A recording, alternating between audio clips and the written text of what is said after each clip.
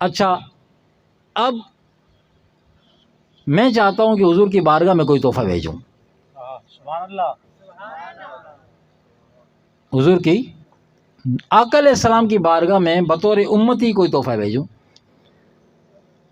اب حضور کی بارگاہ کے لائق کیا تحفہ ہو سکتا ہے؟ سبحان اللہ.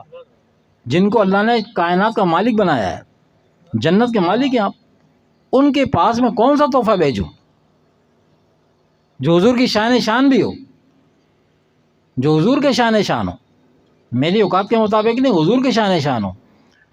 تو ہمارے ہاتھ تو خالی کہ ہم حضور کو ایسا کوئی تحفہ نہیں دے سکتے. وہ ہمارے محسن ہیں، ہم ان کو تحفہ نہیں دے سکتے. اللہ نے ہماری مشکل حل کری سبحان اللہ. کہ یہ تڑپیں گے، جو عاشق ہیں وہ تڑپیں گے اس بات کے. اللہ نے اپنے خاص ایک عمل کے اندر اور جو اس کے فرشتوں کا عمل تھا ان عشاق کو شامل کر لیا. سبحان اللہ. یا ایھا الذین آمنوا صلوا علیہ وسلموا تسلیما،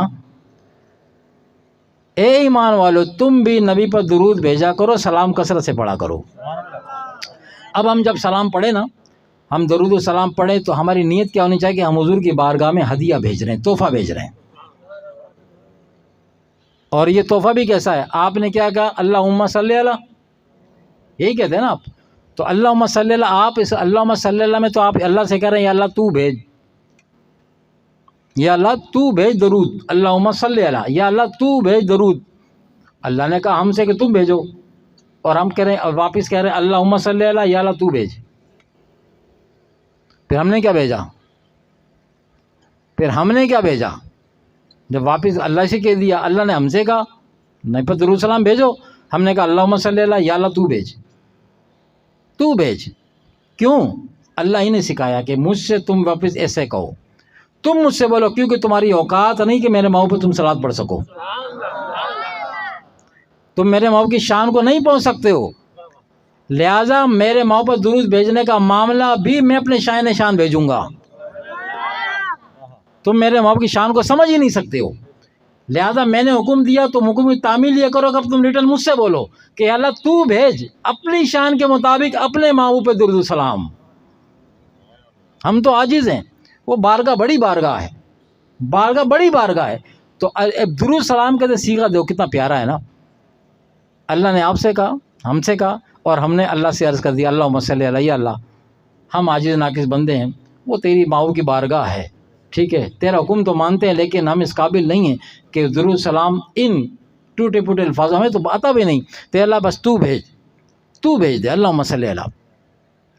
اچھا، جب آپ نے ہدیہ بھیجا، حضور کی بات یاد رکھنا کہ حضور نے فرمایا ایک دوسرے کو تحفہ دیا کرو، کیا ہوگا؟ محبت بڑھے گی. اچھا، آقا علیہ السلام تو پہلے ہی سے امت سے محبت کرنے والے ہیں، آپ تو پہلے ہی امت سے محبت فرماتے ہیں. کمزوری ہماری طرف سے، دوریاں ہماری طرف سے. اب جو ہماری طرف سے دوری ہوئی ہے نا، رسول سے ہم جو دور ہوئے ہیں، اپنے رسول سے، ان کی تعلیمات سے دور ہوئے ہیں، تو دور تو ہم ہوئے ہیں، نبی سے دور نہیں ہوئے. کیوں؟ ان کی نزدیکی پر تو قرآن شاہد ہے.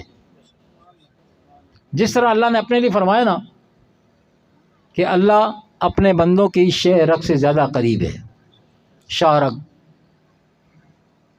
شارک سے سنا، یہی سنا ہے نا آپ نے، قرآن کے اندر موجود ہے. ٹھیک، اچھا، نبی کتنے قریب ہیں؟ نبی کتنے قریب پتہ ہے؟ قرآن ہی کہہ رہا ہے.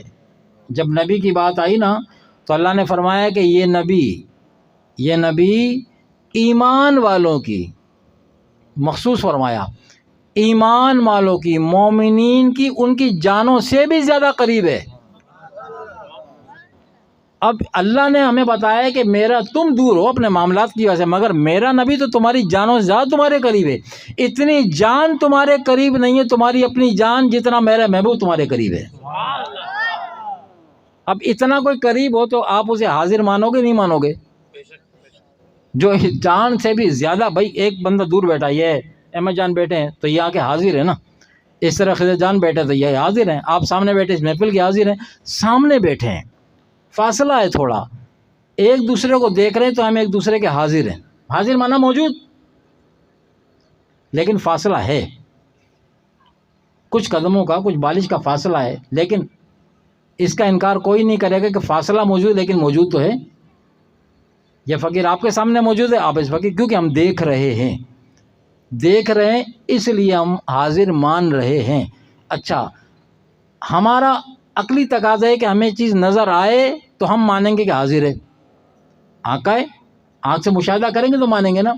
لیکن جب کوئی بات آ جائے اللہ کی تو پھر ہمیں نظر آئے یا نہ آئے ہمیں ماننا پڑے گا. ٹھیک ہے. ہمارا حاضر ہونا، ہمارا موجود ہونا کیا ہے کہ ہم آنکھ سے دیکھیں ایک دوسرے کو تو ہم کہیں گے یہ موجود ہے، قریب ہے یا وہاں بیٹھا ہے، میں کہ موجود ہے، محفل موجود ہے. اللہ تبارک و تعالیٰ نے آقا علیہ السلام کے لیے ہمارے امتی مومنین کے جو قرب بتایا کہ تمہارے کتنا قریب ہے، میں تمہیں بتاتا ہوں. تمہیں نظر نہیں آئے گا، تمہاری دوریاں بہت ہے، تمہاری اندر کی آنکھ بند ہے. وہ جس آنکھ سے اس کو دیکھا جا سکتا ہے وہ اس طرف تمہاری توجہ بھی نہیں ہے. تم تو اسی آنکھ پہ سب کچھ بھروسہ کر کے کیے بیٹھے ہو. تو فرمایا کہ میرا محبوب جو ہے وہ ایمان والوں کی جانوں سے بھی زیادہ قریب ہے. اب ایمان سے بتائیں کہ جو یہ آنکھ دیکھے اس کو تو ہم حاضر مان لیں. یہ آنکھ ہماری اپنی آنکھ جو دیکھے، حالانکہ آنکھ دھوکہ کھا سکتی ہے، ہماری آنکھ دھوکہ کھا سکتی ہے. ایک ہوتا ہے سراب، کہتے ہیں سراب پتہ ہے کسے کہتے ہیں؟ آپ کبھی ہائی وے پہ جا رہے ہو نا، ہائی وے پہ، روڈ پہ، تو گرمیوں کے دنوں میں آپ دوپہر کے ٹائم دیکھو تو آپ کو روڈ پہ پانی پڑا ہوا نظر آئے گا. دیکھیے، مشاہدہ کیا. اچھا، پانی بھی آپ کو ایسا پڑا نظر آئے گا کہ اگر آسمان پر بادل ہیں تو بادل بھی اس میں آپ کو نظر آئیں گے. لیکن جب گاڑی آپ کی اس پانی کے پاس پہنچے گی نا، ایک قطرہ پانی نہیں ہوگا. حالانکہ آنکھ نے دیکھا تھا، باقاعدہ پانی نظر آ رہا تھا، چمک رہا تھا، اور آسمان کا عکس بھی اس میں نظر آ رہا تھا. شیشہ نہیں بولو گے آپ اس کو، باقاعدہ پانی نظر آ رہا تھا. آنکھ نے پانی خیال کیا اس کو، لیکن جب قریب پہنچے ایک قطرہ پانی، پھر کچھ فاصلے وہی نظر آ رہا ہے. تو پورے سفر میں آپ دیکھتے جاؤ. یہ جس نے نہیں مشاہدہ کہ کر لینا مشاہدہ. اسے کہتے ہیں سراب، آنکھ کا دھوکہ. آنکھ کا دھوکہ. تو آنکھ کا تو معاملہ یہ ہے کہ یہ بھی دھوکہ کھاتی ہے، دیکھنے کے باوجود دھوکہ کھاتی ہے. تو جو دیکھے اور دھوکہ کھا جائے اس پہ پھر ہمارا اتنا یقین ہے کہ نہیں یار یہ بندہ موجود مجھے نظر آ رہا ہے، بھائی بیٹھا ہے، یہ موجود ہے. آنکھ دھوکہ کھا سکتی ہے. ٹھیک ہے. اچھا، پروردگار عالم کی بات میں تو دوسری کوئی بات نہیں ہوتی نا. اللہ نے ہمیں ایک چھپی ہوئی خبر دی کہ میرا محبوب جو تمہیں نظر نہیں آ رہا، وہ تمہارے سامنے نہیں بیٹھا، وہ تمہارے دائیں بائیں نہیں، وہ تو تمہارے اندر، اور کیسے تمہاری جانوں سے بھی زیادہ قریب ہے. اب اتنا قرب، اتنا قریب، جو آپ کی جان سے زیادہ قریب ہو، آپ اسے حاضر و ناظر کہیں گے کہ نہیں کہیں گے؟ یا کوئی کہہ کے دکھائے اللہ نے کہا تیری جان سے زیادہ قریب، اور ہم کہتے ہیں نہیں مجھے نظر نہیں آ رہا اس لیے وہ دور ہے، معاذ اللہ. کون کہے گا؟ جس کو اپنا ایمان خطرے میں ڈالنا ہے ولی بولے.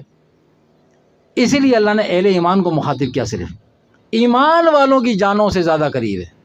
ایمان والوں کی، جن کا ایمان ہے، جن کا یقین ہے، جن کا عشق رسول اللہ کے ساتھ ہے، وہ اسے محسوس کرے گا. آنکھ سے نظر آئے یا نہ آئے، وہ رب کی بات کا یقین کرے گا کہ میرا محبوب تو اتنا قریب کہ میری جان سے زیادہ قریب ہے. اتنا قریب ہو تو پھر یا رسول اللہ کا نعرہ کیوں نہ لگایا جائے؟ پھر میں یا رسول اللہ کیوں نہ بولوں؟ پھر میں یا کہ مخاطب کیوں نہ کروں؟ آپ نماز پڑھتے ہیں، عطیات میں جب بیٹھتے ہیں تو آپ نے قیام کیا اللہ کے لیے کیا، رکوع کیا اللہ کے لیے کیا، سجدہ کیا اللہ کے لیے کیا. ٹھیک ہے، نماز تو مکمل ہو گئی تھی. پھر 2 رکعت یا 4 رکعت، پھر بیٹھنے کے بعد فوراً سلام پھیر دینا چاہیے تھا، فوراً سلام پھیر لینا چاہیے تھا، لیکن انہوں نے سلام نہیں پھیرا، اللہ نے نہیں پھیرنے دیا سلام. اب آپ کو عطیات میں بٹھایا کہ کیا کرتے ہیں آپ عطیات بیٹھ کے؟ عطیات پڑھتے ہیں. تشہد میں بیٹھ کے آپ عطیات پڑھتے ہیں. اور عطیات میں بیٹھنا کیا ہے؟ عطیات کے میں بیٹھنا واجب ہے. یعنی اگر آپ نے فرض کا، نماز کا اگر آپ سے واجب چھوٹ جائے، واجب آپ نے ادا نہیں کیا، تو آپ کی نماز کمپلیٹ نہیں ہوگی، انکمپلیٹ ہوگی، مکمل ہی نہیں ہوگی نماز اگر واجب ترک ہو گیا تو. ایسا ہی ہے، آپ کی نماز کمپلیٹ نہیں ہوتی.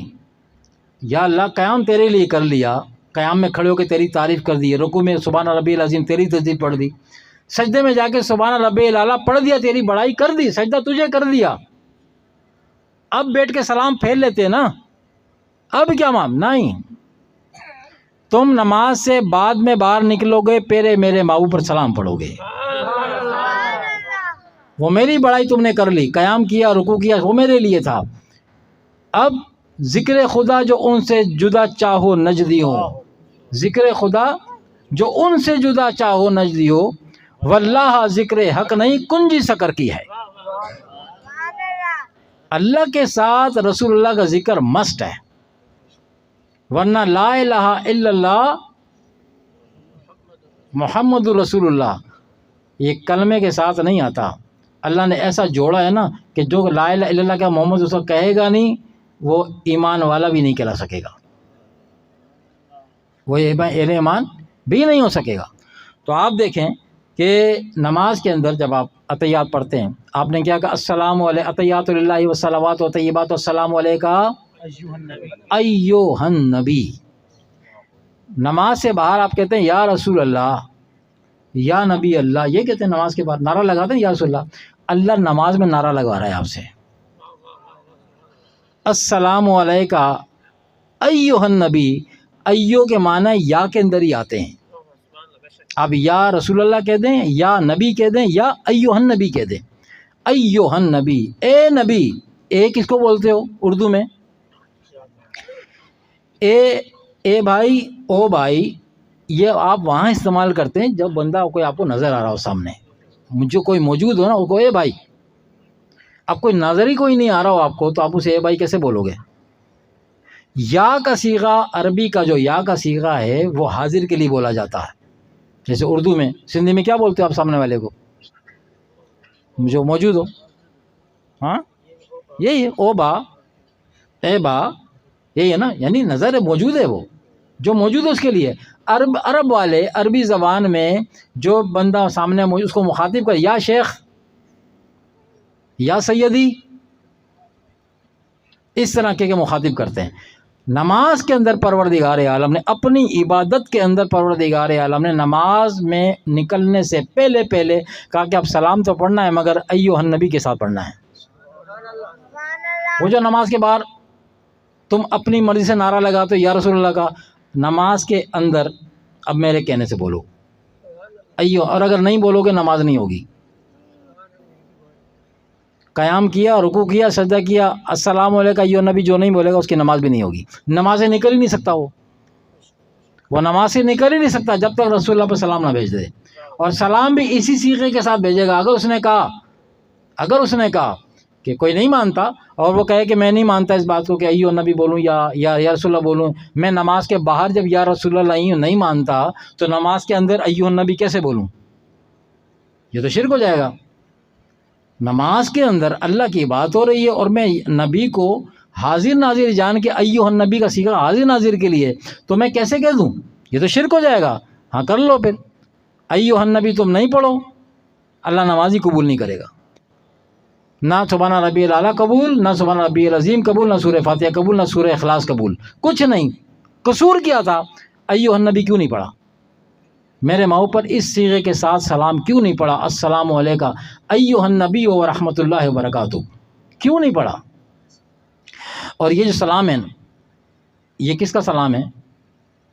ان الفاظ میں سلام کس نے بھیجا؟ اللہ تبارک و تعالیٰ۔ اور کب بھیجا تھا؟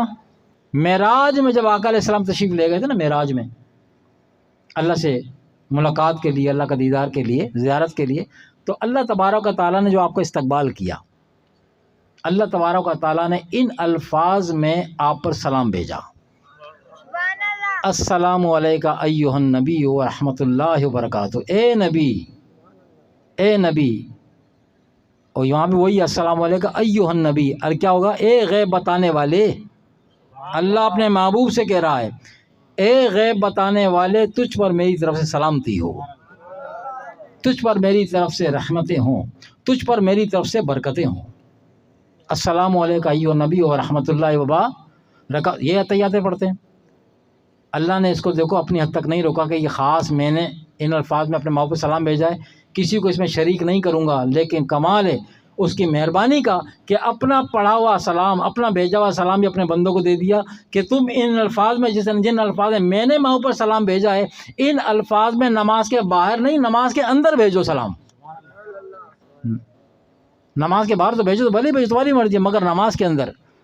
تو آپ بتاؤ کہ نماز کے اندر جب آپ سلام پڑھیں گے، ایھا النبی، السلام علیکم ایھا النبی و رحمۃ اللہ وبرکاتہ، حضور کو وہ بات یاد ہے کہ جان سے زیادہ قریب، جان سے زیادہ قریب۔ غالباً امام جلال الدین سیوطی رحمۃ اللہ علیہ، غالباً یا امام غزالی رحمۃ اللہ علیہ، اللہ معاف فرمائے، ان دونوں میں سے کوئی بزرگ ہے، وہ اپنی کتاب میں لکھتے ہیں، اب یہ عشاق کے عشق کی بات ہے نا، وہ فرماتے ہیں کہ جب بندہ نمازی اس صیغے پر پہنچے نا، السلام علیکم ایھا النبی و رحمۃ اللہ وبرکاتہ، تو اپنے آپ کو نبی صلی اللہ علیہ وسلم کے سامنے حاضر جانے، یا آقا علیہ الصلوۃ والسلام کو حاضر ناظر جانے، سمجھے کہ میرا حضور علیہ الصلوۃ والسلام میرے سامنے موجود ہیں، حضور کو حاضر ناظر جان کے سلام کرے۔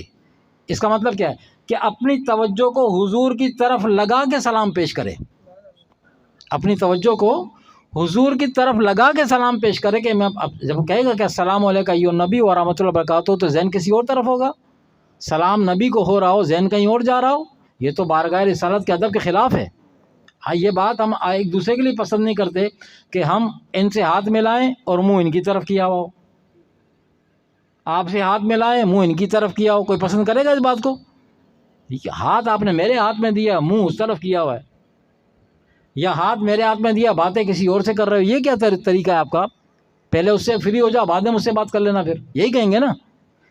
اس لیے علامہ نے فرمایا حالت نماز میں جب السلام علیکم ایھا النبی پر پہنچے تو اپنی توجہ کو نبی کی طرف لگا دے، تصور میں لیا ہے کہ میں حضور کی بارگاہ میں حاضر ہوں، گنبد خضرا کے سامنے موجود، ہو سکتا ہے کہ اس عطیات کے صدقے اللہ مدینے پاک کی حاضری نصیب کر دے۔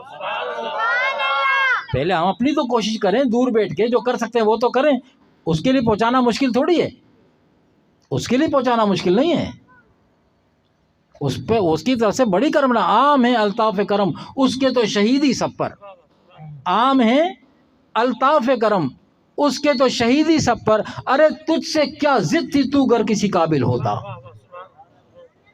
کمی ہمارے اندر ہے، وہاں سے دیر نہیں ہے، اس کے پاس سے دیر نہیں ہے، کمی ہمارے اندر ہے۔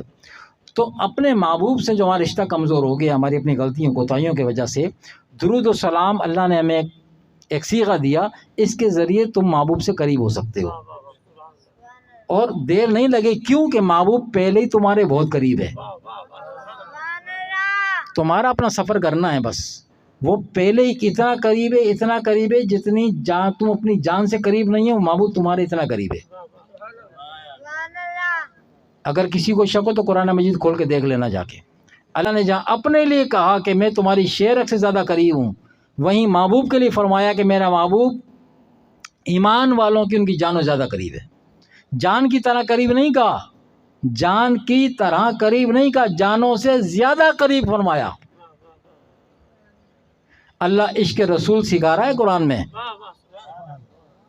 اس بارگاہ کا ادب سیکھو، بارگاہ کا ادب سیکھو، پھر زندگی رہنے کا مزہ ہے، پھر بندگی کرنے کا مزہ ہے۔ نماز پڑھنے کا تو مزہ تبھی آتا ہے کہ جب قیام کر دیا، رکوع کر دیا، ارے عشاق جب نماز شروع کرتے ہیں نا تو عطیات کے انتظار میں رہتے ہیں، کیونکہ پوری نماز قبول ہونی ہے جا کے عطیات کے اندر، کہ ماؤ کی بارگاہ میں حاضری ہوگی تو وہاں سے پھر قبولیت کی سند لگنی ہے۔ حضور پر درود و سلام نماز پر اسٹمپ ہے قبولیت کی، ورنہ اللہ نہیں رکھتا نا، اللہ کی نماز عبادت اللہ کی ہے، ثنا اللہ کی، اور یہ ختم ہو گئی بات، السلام علیکم ورحمۃ اللہ، السلام، چلو بھائی چھٹی کرو، نہیں ہوگی چھٹی جب تک ماؤ پر سلام نہیں بھیجو گے۔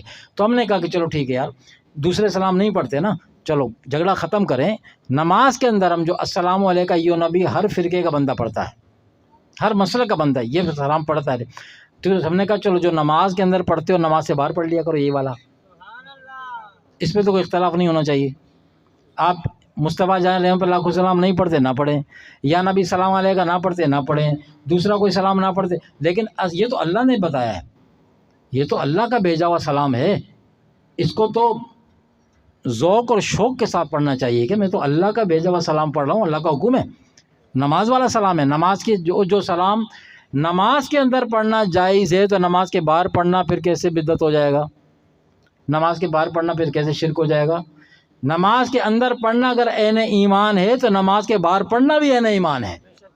یہ کیسے ہو سکتا ہے کہ ایک کام نماز کے اندر جائز ہو، نماز کے باہر نکلے تو وہ ناجائز ہو جائے؟ یہ کیسے؟ بھائی شیطان نے خدا جانے کہاں کس لائن پہ کس ٹرک کی بتیوں کے پیچھے لگا دیا ہے۔ ایمان کیا تھا، ایمان کیا تھا، اور ہم نے ایمان سمجھا کیا ہے۔ ایمان تو نام ہے رسول اللہ کی محبت کا، ان کی تعظیم کا، ان کی تکریم کا، ان کی ناموس رسالت پہ پہرا دینے کا۔ پچھلے درس میں فقیر نے آپ سے ذکر کیا تھا، نورا ڈاکو یاد ہے؟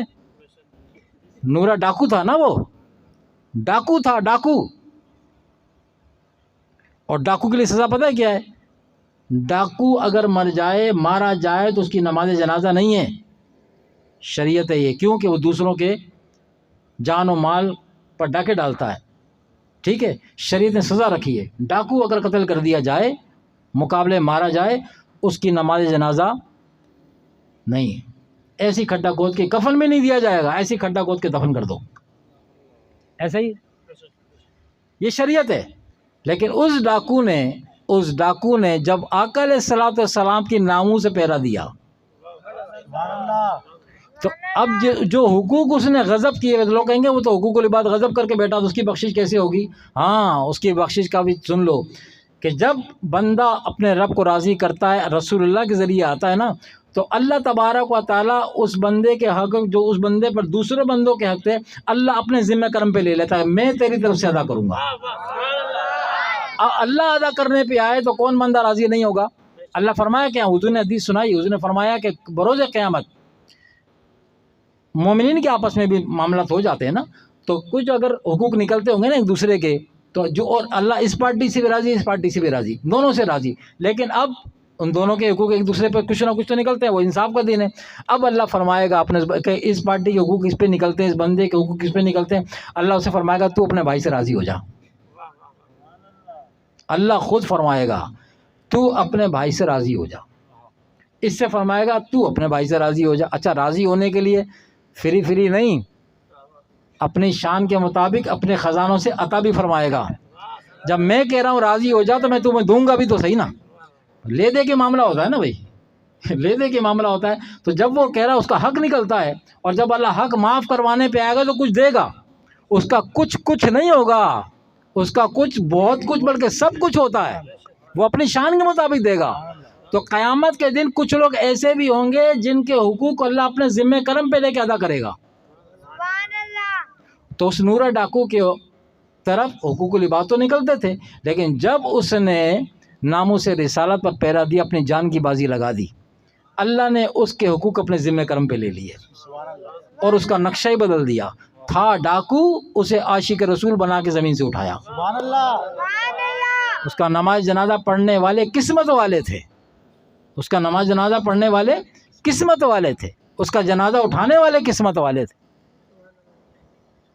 تو یہ درود سلام جو ہے یہ محبت کا صیغہ ہے، یہ تو دلوں میں محبت پیدا کرتا ہے، اس کو مضبوطی سے پکڑ کے رکھیں۔